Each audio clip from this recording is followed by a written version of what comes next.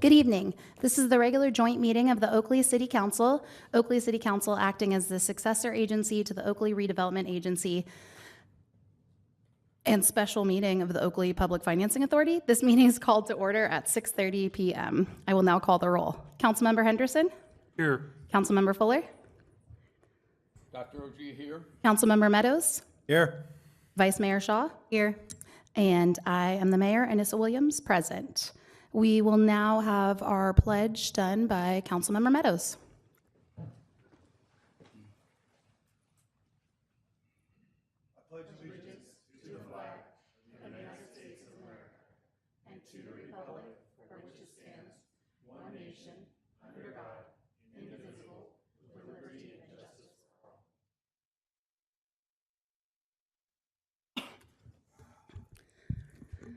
At this time, public comments will be heard for items not on the agenda. I do not have any public speaker cards submitted. If you would like to submit a public comment, please complete a blue speaker card located in the lobby and submit to the city clerk. The time limit to speak is 3 minutes. The time limit is monitored by the timer located in front of my seat. When 1 minute remains on the timer, it will beep once as a reminder to complete comments before your time expires. Please refrain from any applause, cheering, booing, or other outbursts so that everyone may have an opportunity to be heard. Note that due to provisions of state law, the council may not engage in dialogue regarding comments, but staff may be directed to respond to people making public comments. Seeing none at this time, we will move on to item number 3, council member comments.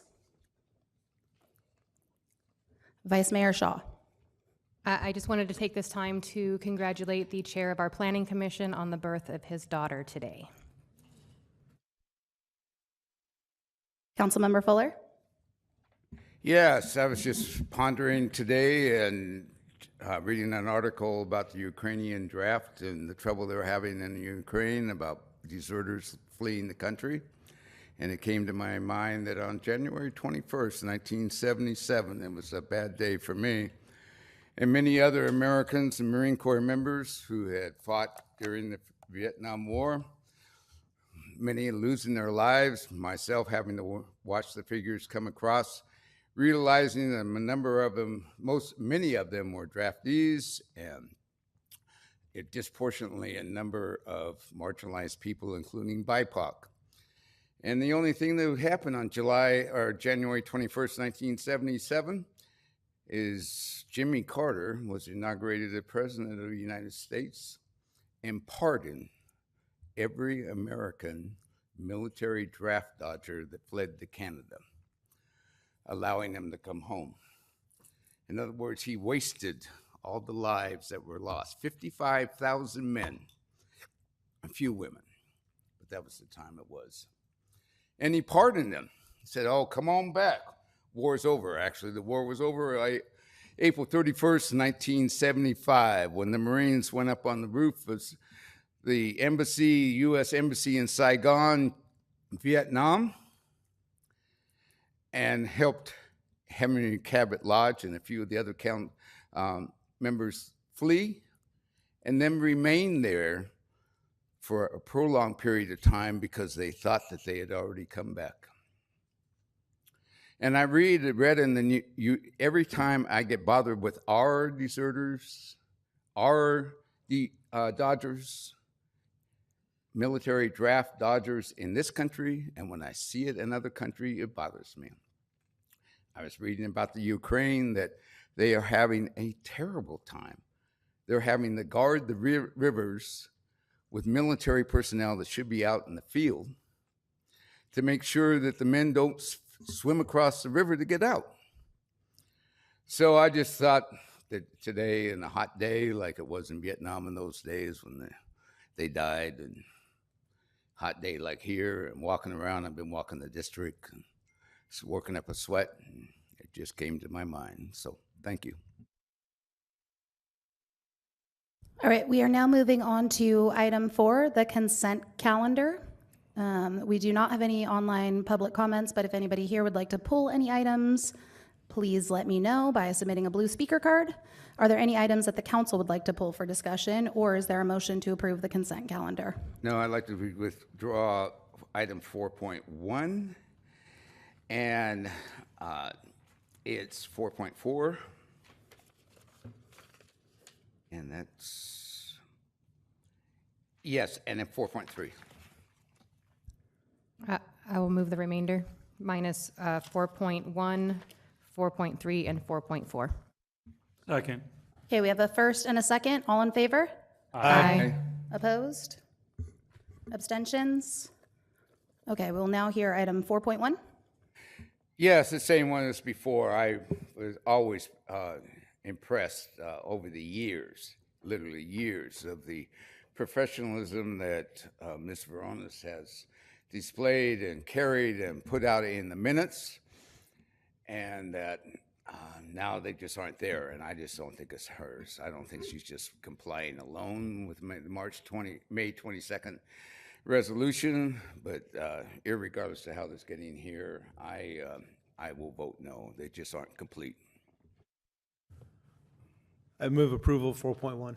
Second. Okay, we have a first and a second. All in favor? Aye. Opposed? Abstentions? Okay, 4 yes, 1 no. Item 4.3. Yes, if I ask Mr. McMurray, when I'm reading through the staff report or the annexation or Rosewood, are we talking about Rosewood at over here at the Rose and Laurel? Are you talking about item 4.4 or 4.3? Well, 4.3. I asked you the one. We should do 4.3 first. That comes before 4.4? Well, are we doing 4.3? Yes, that chronologically is before 4.4, so we're going to do 4.3 first. Okay, I just want to ask if there was a meet and confer with any of our employees in the City Hall concerning the hiring of this tree, contracting with our tree approval, pruning and removal services. This is a standard practice. This is something we've done for years, and staff is recommending approval of the contract as presented. Well, I'll vote no. It's time for change.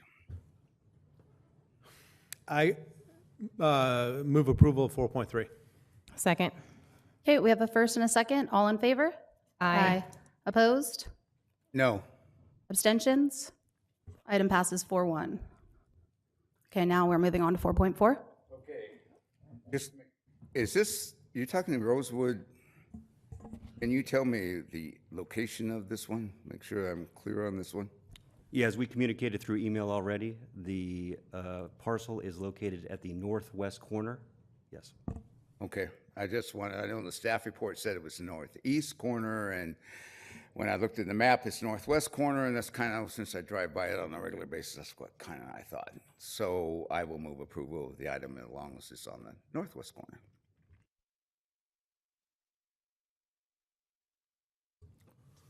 Second. Okay, we have a first and a second. All in favor? Aye. Aye. Opposed? Abstentions? Okay, passes 5-0. All right, moving on to item 5, public hearing. There are no public hearings for tonight. Item 6, regular calendar. Again, no regular calendar items for this evening.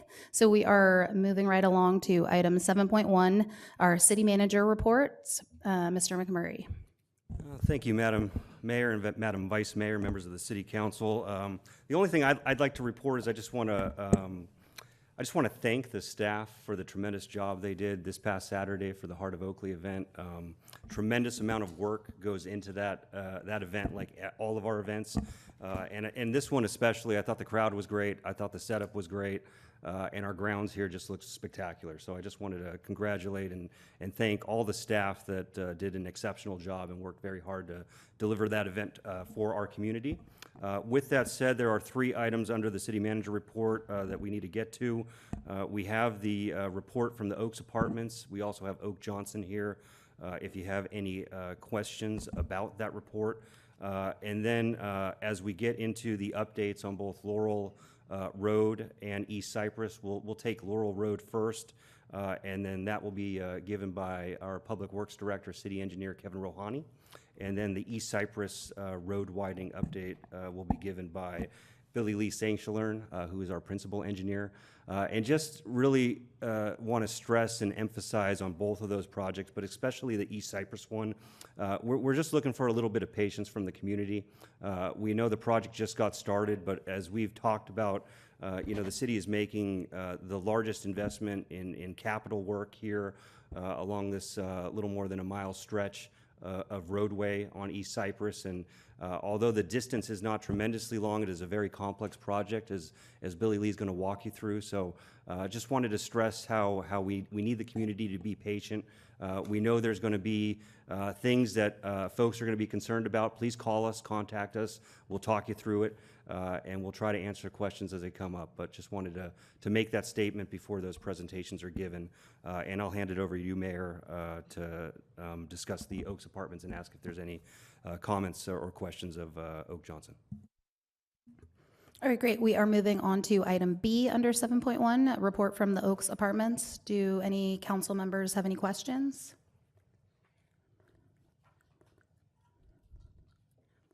Vice Mayor Shaw. I actually have a question. There you are. Regarding the resident group that was being put together, I had gotten some conflicting information about there being two different resident groups. Is there any clarification on that? Yes, please.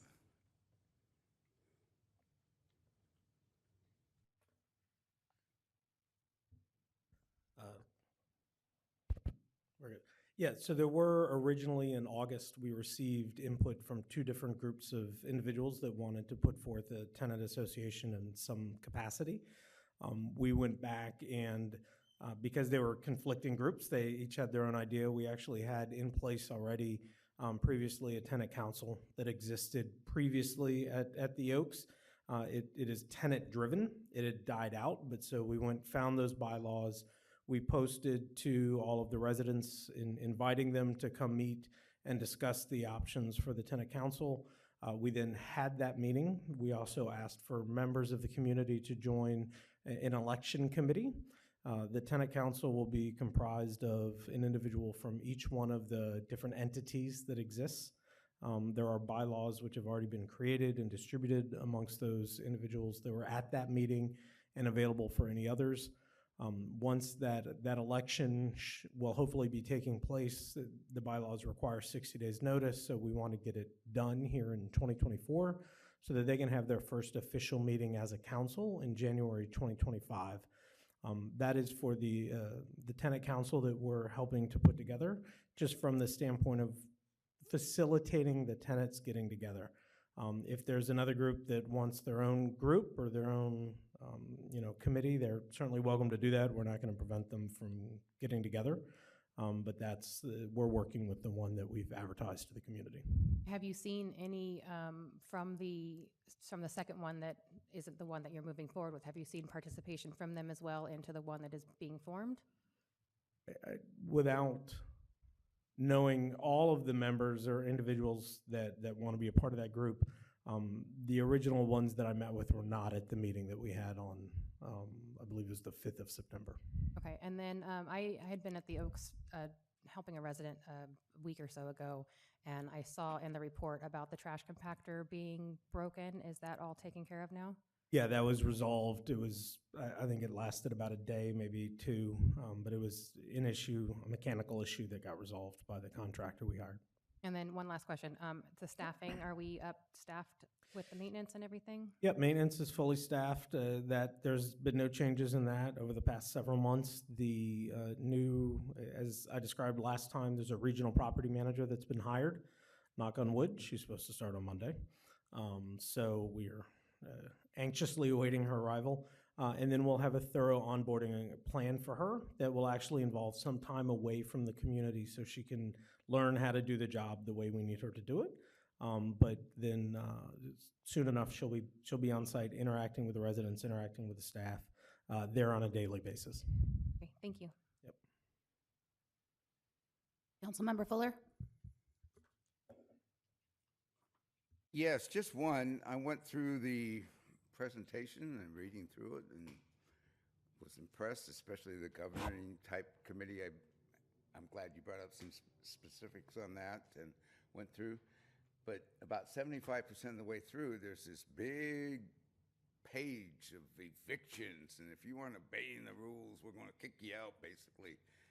And it just, why did you find it necessary to put that in the report? So that has been information that's been requested in the past, and we're keeping it at a fairly high level. The questions that have been asked in the past were related to how are we taking care of the community for those that are living there, that want to live there, that want the right of peaceful enjoyment in their community, and so part of that is enforcing the rules. So those have been questions in the past, and specifically when there was the ad hoc committee, that was something that was focused on, so that's why that was included. Well, for me, I guess if it's for you, for me, it was such an upbeat report, but for some reason, I guess you think that nobody really knows that you can be evicted We'd in an rather apartment not, like that. so. But I kind of think from the ones I've talked with, kind of already know. But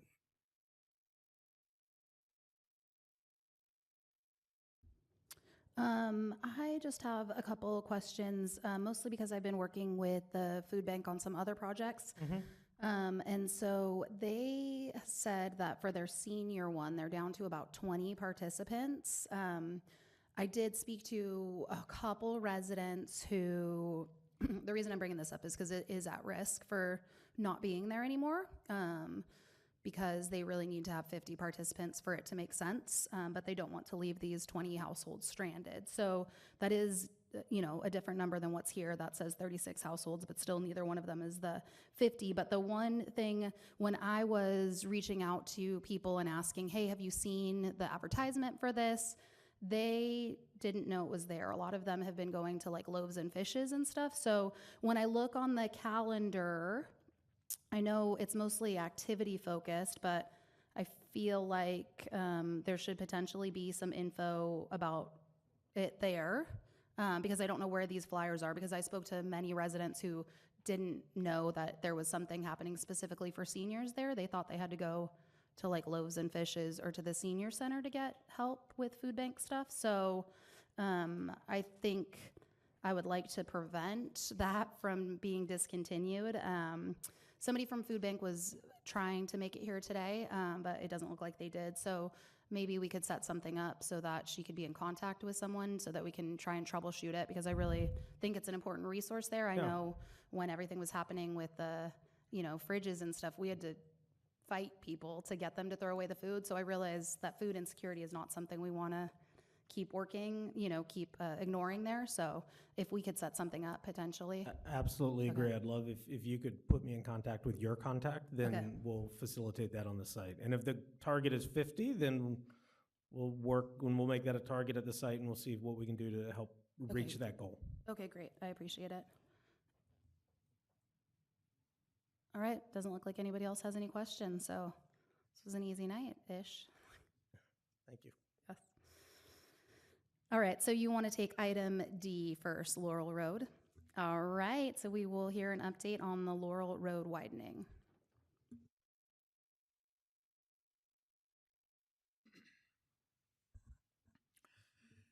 Mayor Williams, Vice Mayor Shaw, members of the council, it's my pleasure to present you some updates on some of our most high-profile and, from my view, transformational projects for City of Oakley. As we sit here this year celebrating the 25th anniversary of Oakley, over the past 25 years, we have executed over 300 capital projects in the community, large or small, each obviously important in their own light, but I think the projects that you will hear tonight are truly unique projects that have been long overdue and really will help transform this community and benefit the residents of Oakley for decades to come, not just years to come. I will touch upon Laurel Road, and I'll introduce Billy Lee. I'll give you an update on the East Cypress Road. After many years of everybody complaining about the bottlenecks on Laurel and O'Hara, that intersection, through staff's good work, we were finally able to reach right-of-way acquisition agreements with Del Barba family. We acquired that right-of-way as was presented to you last year, and the project was designed, And finally, the construction of this project began last month. As you've driven on Laurel Road and O'Hara, we started removing after we actually worked with the family after they harvested the grapes, the grapevines, and right away removed them.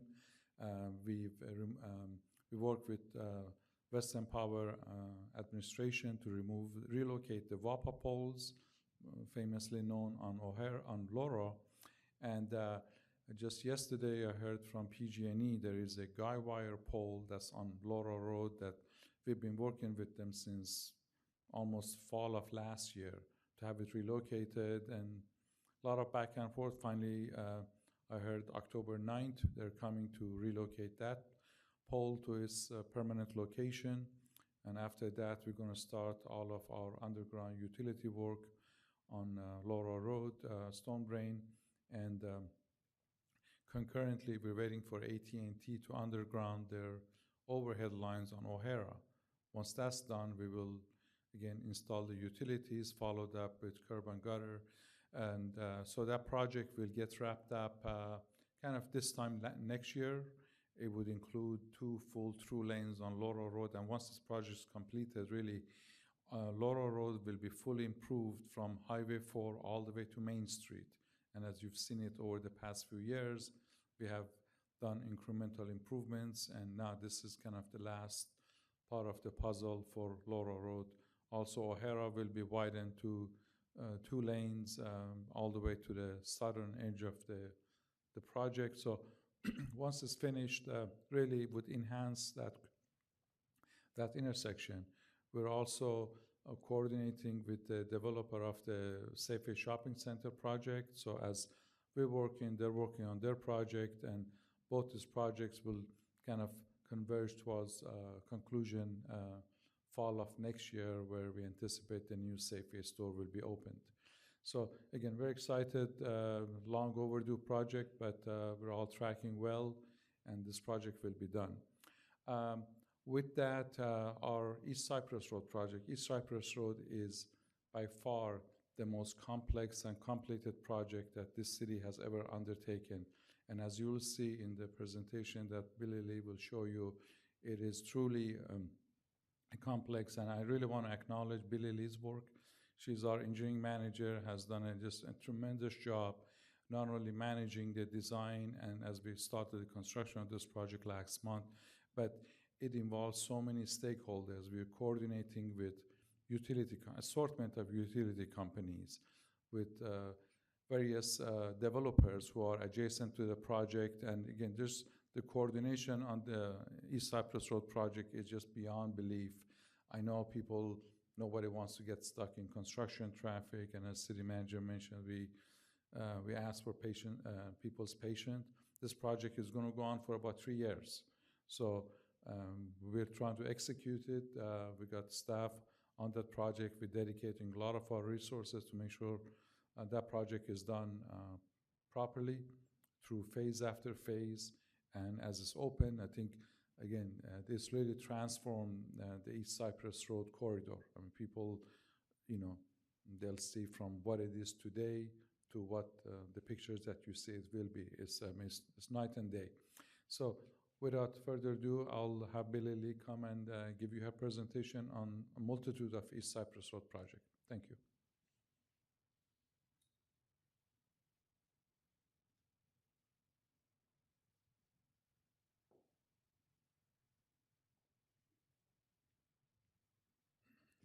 Good evening, Mayor Williams, Vice Mayor Shaw, City Council members, and citizens of Oakley.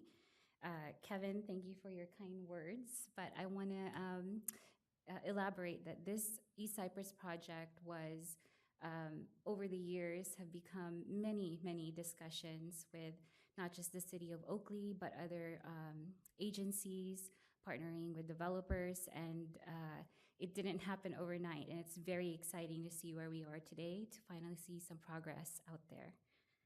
With that, my first slide, trying to get this right, this way. Is it working? Down? Okay, there. I think we need a sticker for up. Okay, first slide, thank you. Wanted to take some time to really look at this slide. I want you to take a mental picture of this slide. I'm gonna repeat myself over the course of my presentation. This East Cypress Road project is a 3-phased, multi-year project, super complex, like Kevin mentioned. Phase 1 in the yellow segment is between Knightson Avenue to the CCWD Canal. Phase 2 is the blue section midway, just beginning at the CCWD Canal right away and just east of Jersey Island Road. And phase 3 is the pink magenta color, basically continuing that, the longest segment actually, all the way to Bethel Island Road. I just wanted to pause a little bit. There's a lot in this picture. Probably you can't see all the details, but the existing East Cypress Road is just south of where the color is on the 3 phases. So essentially, the new roadway is going to be all on the north side of East Cypress Road, and you'll start to see that in some of the photos I'm going to share. There's essentially 5 traffic signals. 4 of them are going to be new, and 1 is going to be a modification at Bethel Island Road, all the way on the east side. And with the 3 phases, there's 3 CIP projects associated to those, which I'll go over in detail in my next slides. The bottom of this screen has a picture of the construction schedule we anticipate. The yellow segment, phase 1, we've already began, and I'll show you some cool photos with that. We started mid-July and hope to continue that hopefully September of next year. The blue section is the most complex and difficult segment, which I'll share in a little bit. We hope to start that project February of next year, 2026, and it's quite lengthy because you'll see why it's the shortest but the longest project we're going to have to do. And that project will span 2 construction seasons and will be finished mid-2027. The pink color, the last segment, is going to follow behind that. We hope to start that May next year and continue on to probably fall of 2027. And we hope to have the contractor start on that last segment on the east end at Bethel Island Road and work their way west, so that way the project meets with the blue segment and aligns properly. Just some project information I wanted to cover. I've already mentioned the 3 capital improvement projects that comprises of the overall 1.5 mile long improvements that we're doing on East Cypress. That's CIP 247, the yellow phase, CIP 310, the blue phase, and CIP 302, the pink phase that was on that map. The roadway west of Jersey Island Road will be a 6-lane roadway, and east of Jersey Island Road will be a 4-lane roadway, and this is consistent with our general plan. The project includes storm drain, water, sewer, median islands, landscaping, buffered bike lanes, sidewalks, streetlights, and 5 signalized intersections that I mentioned earlier. The complex portion of this project, as I mentioned, and the blue segment is a 10-foot diameter canal undergrounding project at Jersey Island Road. This is segment 5 of CCWD's overall project to underground their canal. This is the last missing segment in this section, and they have been great partners with the city of Oakley to get that portion completed. Coordination with numerous dry and wet utilities. I'll have a fun map to show you guys exactly how many utilities we're dealing with at this intersection. And lastly, approximately $40 million of investments in a roadway for this infrastructure. Access along East Cypress will be available at all times. That's what makes this project very challenging as far as construction goes, because we can't interrupt the traffic flow on this roadway. So the yellow segment, CIP 247 phase 1, has began. We started mid-July of this year, just a few months ago. The photo on the left was taken the first week of August, and you could see the rough grading of the improvements essentially on the north side of the roadway. To orient yourself, we're facing west. The roadway on the south side there is Jersey Island Road, and the body of water you see is the northwest corner of the CCWD canal that's existing out there. The photo on the right was just taken last week. It doesn't look like much, but if you look closely, you start to see the alignment of the road. The catch basins and storm drain has been installed. As I mentioned earlier, the new Cypress Road is going to be on the north side, and you can see that curve starting to form. A lot of work has been done underground with the sewer and storm drain, and we're progressing right on schedule. Here's some cool photos of construction. The left photo is a 14-inch sewer force main line installed, 95% completed along this segment. And the photo on the right is a 24-inch storm drain line, also 95% completed for this segment. I mentioned earlier the partnerships with developers and many discussions. This intersection at East Cypress and Knightson is actually being constructed by De Nova Homes as part of the mitigation improvements to build out the ultimate intersection and signalize it. Just over the last few weeks, we've been busy installing this twin 48-inch storm drain pipe across the north side of the intersection, extending the existing culvert on East Cypress. And you can see that that's double the length of the existing road, and you can see how wide this roadway is going to be once completed.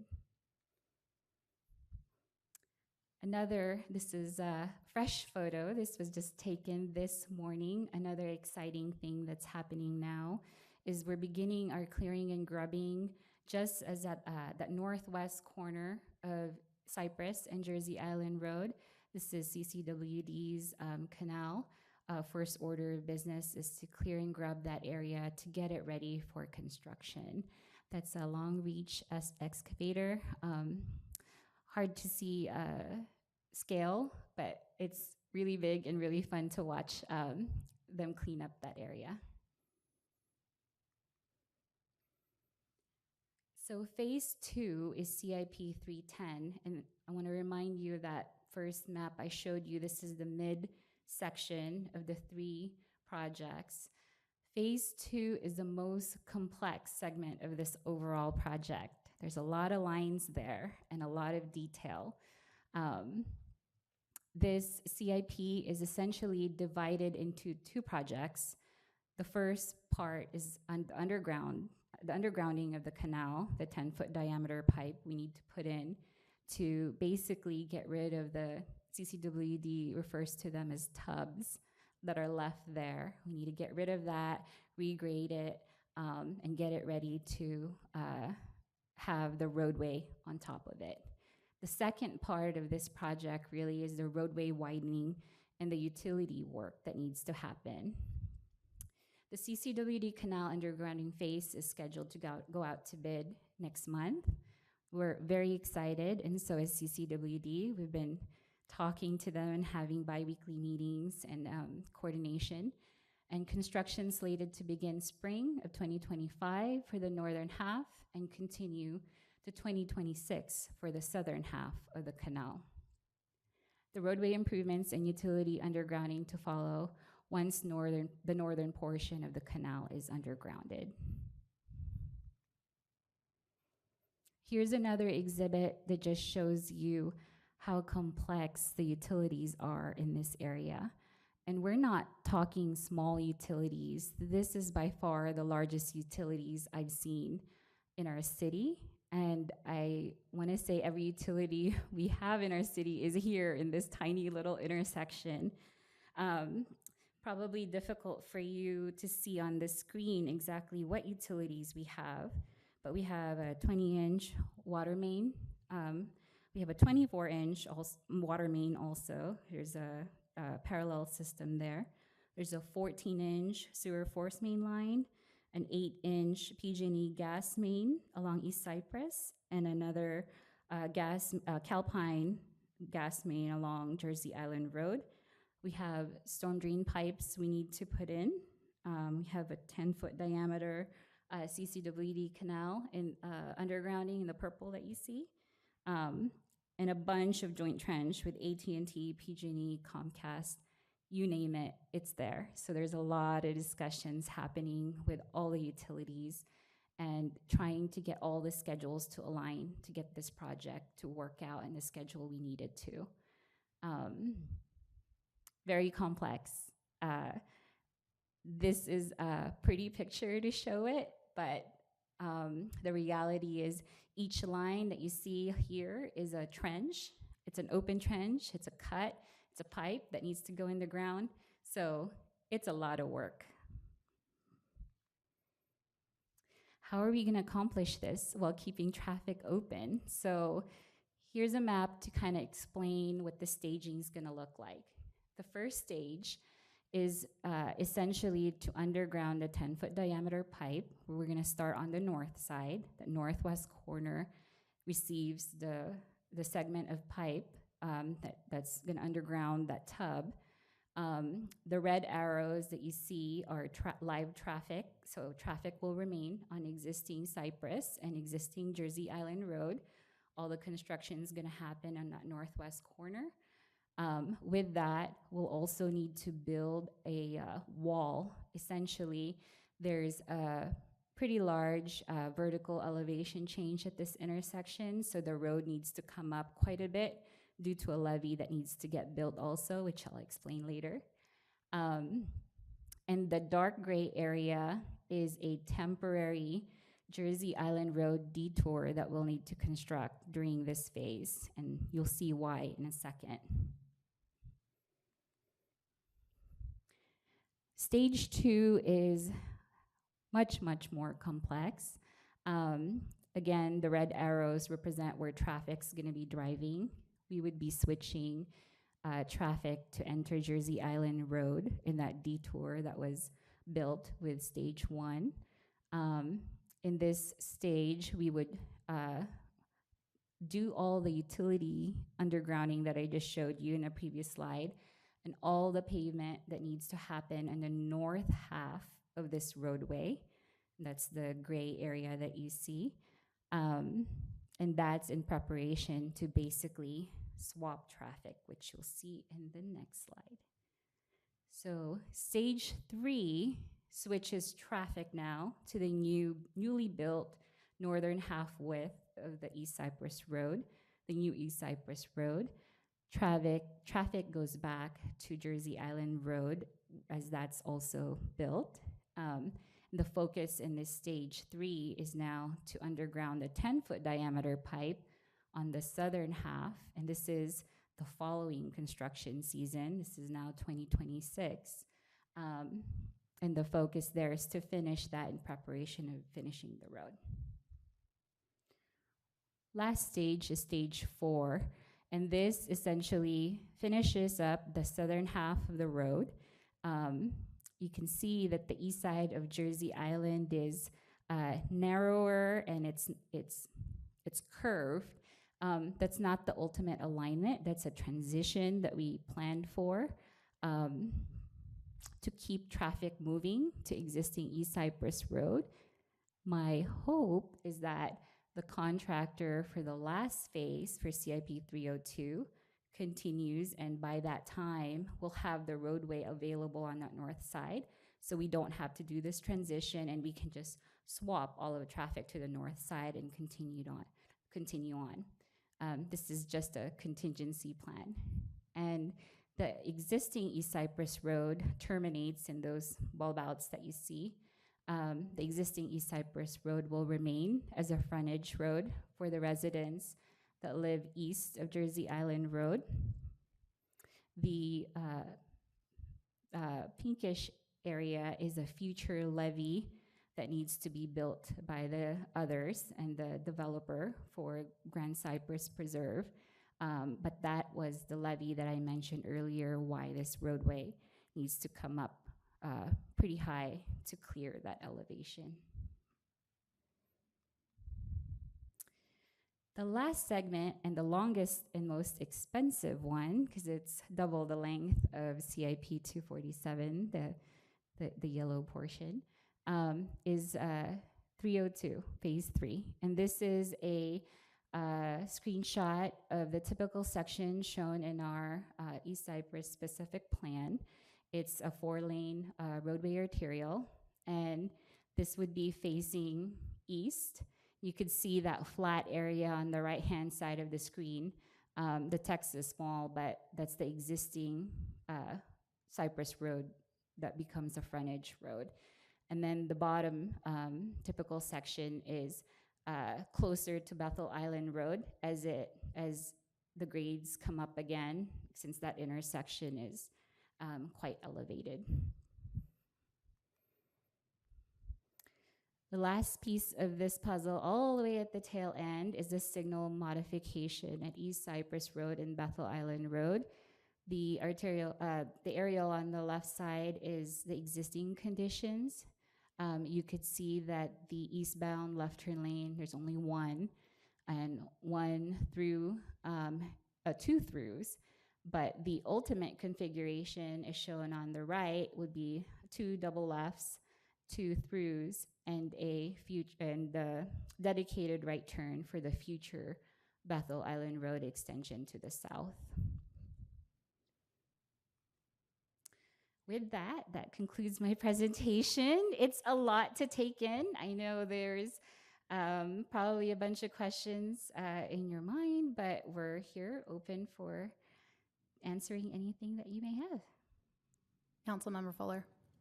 Yes, actually, just a couple of simple ones. I was on Brynwood, south of Shearwater, this morning, and I noticed there's a sizable increase in traffic noise in that area. Are we planning anything to buffer? We're increasing the load on the street, from my perspective, and there was more towards the end of Brynwood, south end of Brynwood. I detected a fair amount of traffic noise. Are we working, is that an issue, or do we need to address that? And the other one is, are the construction workers working Sunday? Just yes or no? Okay. First question, it sounds like you're alluding to sound walls. Is that your question? Just a sound wall between Cypress and the Yeah. homes along there. Right. So right now, there are no sound walls proposed as part of the project. The development adjacent to this roadway will be building sound walls as they built the houses. The existing homes that are fronting Cypress, the roadway's built to the north, so it actually improves their situation. The existing East Cypress Road will become a frontage road, which will be a much lighter volume roadway. And then your second question was regarding the construction work. Right. We are allowing construction to continue on Saturdays, but so far no one's wanted to work Sundays, so no work on Sundays. Thank you. Councilmember Meadows. Thank you for the presentation. And I mean, I understand what you're talking about. It is a complicated project, and you've done a good job laying it all out, so thank you. Thank you. Vice Mayor Shaw.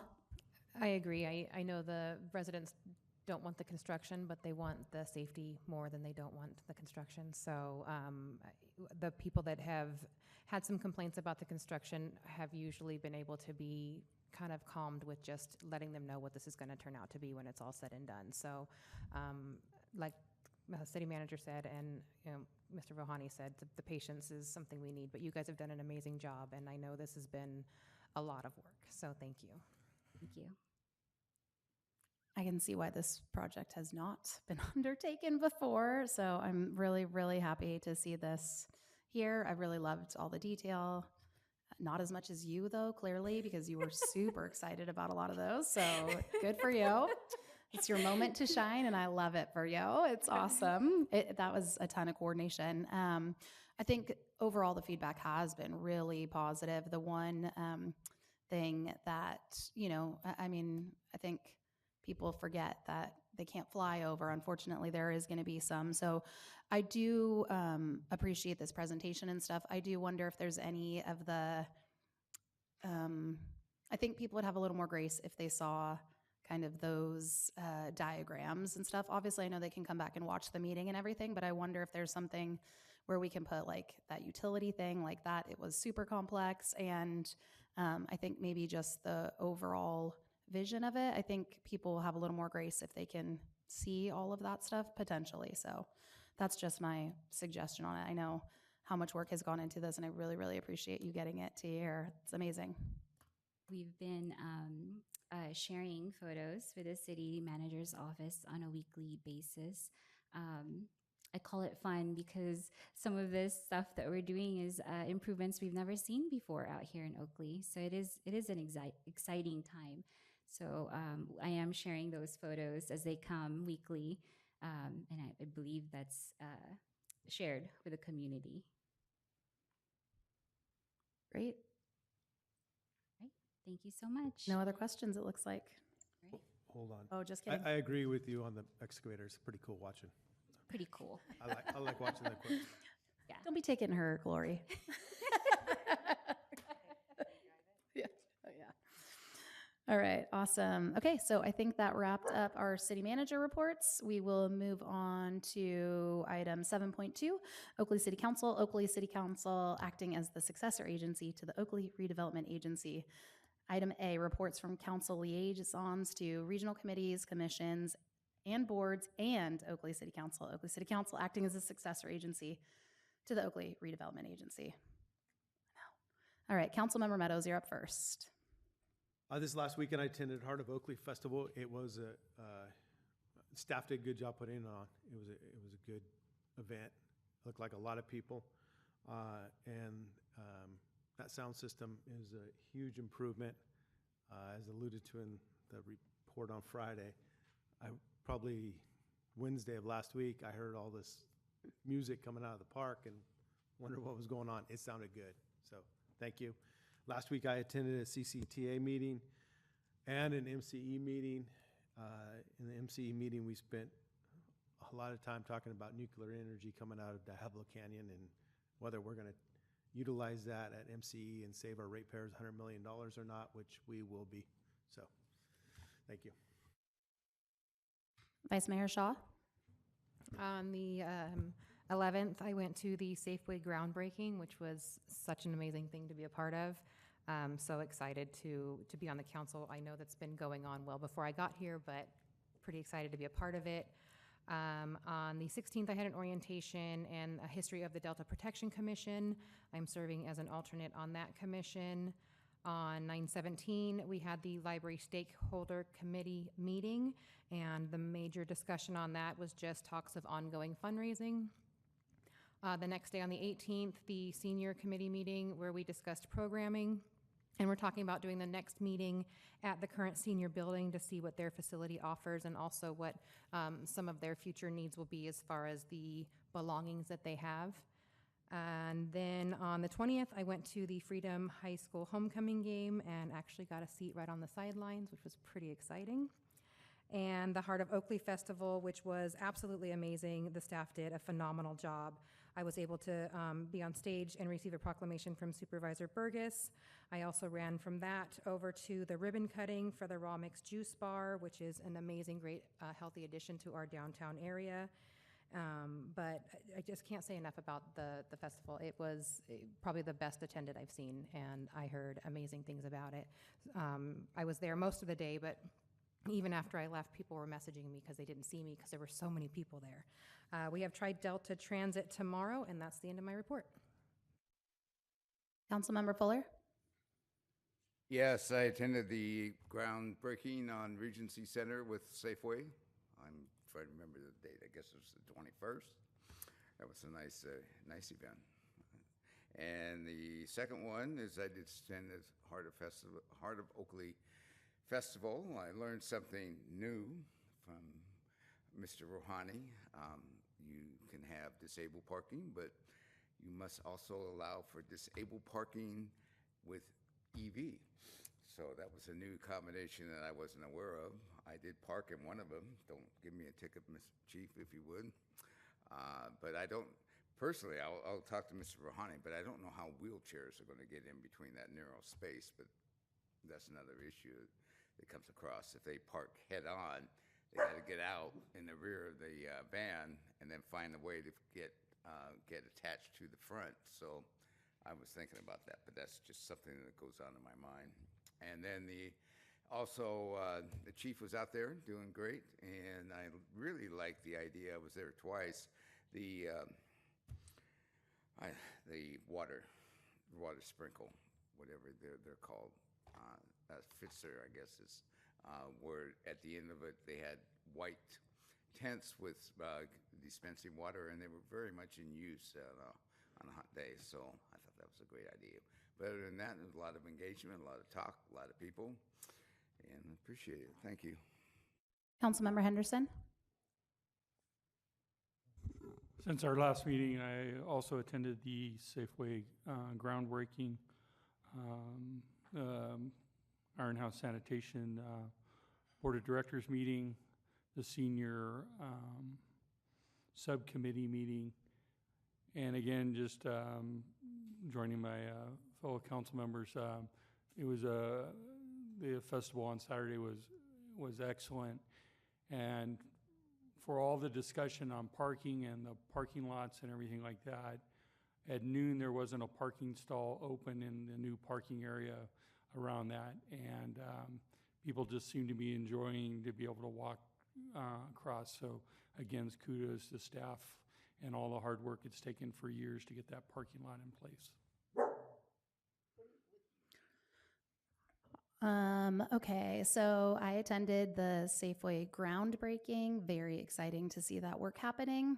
I shouldn't let Vice Mayor Shaw go before me. I should jump her because she takes all my glory. I also attended the Delta Protection Commission orientation because I am not the alternate, I'm the person.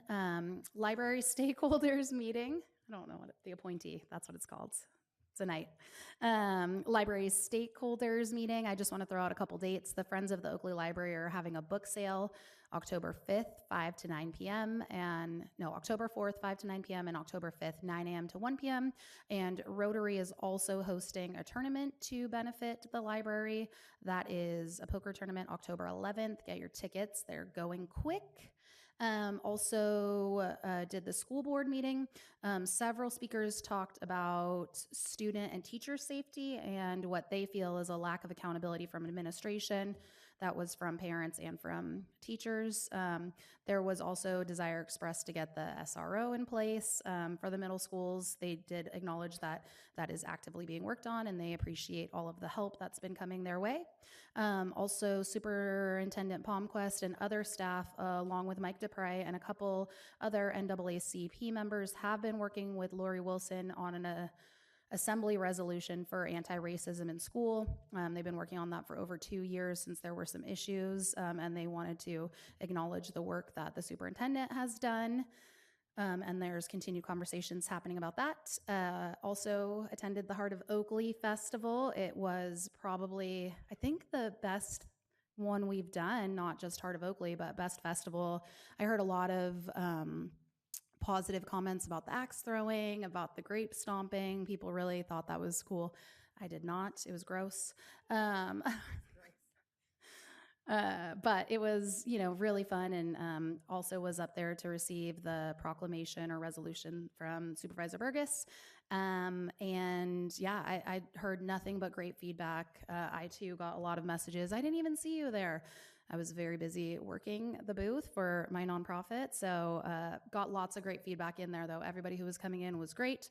Also got a chance to talk to the businesses across the street, and they were all so happy with the festival and what it brought to them. So, that's a really important thing to call attention to, right? Because we have neighbors on either side of us who, whenever the streets get shut down, the businesses are not happy. And so it's great that they really see the value in it and think we're adding something. So I really appreciate all the work the staff did. It was just top tier. And I think I'm done. I think I'm done for now.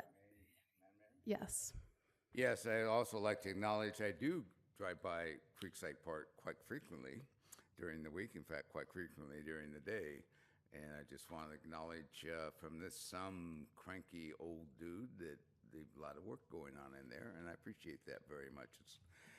In fact, they did grind out the skate park, I believe, from what I could see, to refinish it. So thank you. All right, now we are moving on to item 7.2B, requests for future agendas. All right, seeing no requests, we'll move on to item 8, work sessions. There are no work sessions. Item 9, closed sessions. There are no closed sessions. So there being no further business, this meeting is adjourned.